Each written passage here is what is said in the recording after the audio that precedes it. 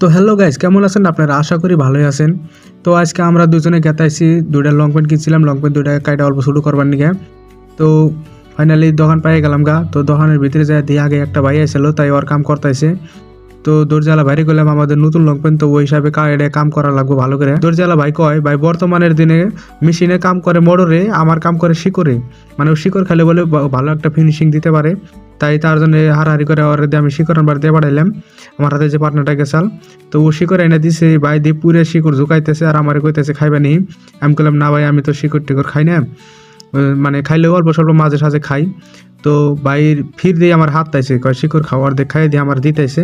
আমি ফির কইলাম না ভাই, তোমার বলে শিকড় খাইলে কাম ভালো হয়, তাই তুমি আমারটাই খাও, খাই হেরে আমার কামটা জানি ভালো হলে করে দাও।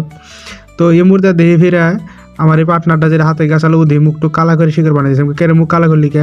কারণ ও দিশ পাইছে যে আমি অটন খাই নাই, মানে ওর থেকে অল্প হইলে নিমু। তো এই মুহূর্তে দিয়ে দরজা ভাই হাসাই করে শিকড় খাওয়ার পরে দিয়ে পুরো স্পিড কাম করতেছে। তো আমার শিকড়টুকু আমি হুটু বাইরে পাতি ফালি দিলাম, মানে আমি পাতি খাই না, পাতি ফালি দিয়ে আমার শিকড়টুকু আমি খাইলাম। খাওয়ার পরে আমি ওর দিয়ে দিতেছি, দরজালা ভাইটার দিয়ে দিতেছি যে তানি করে কাড়া লাগবো।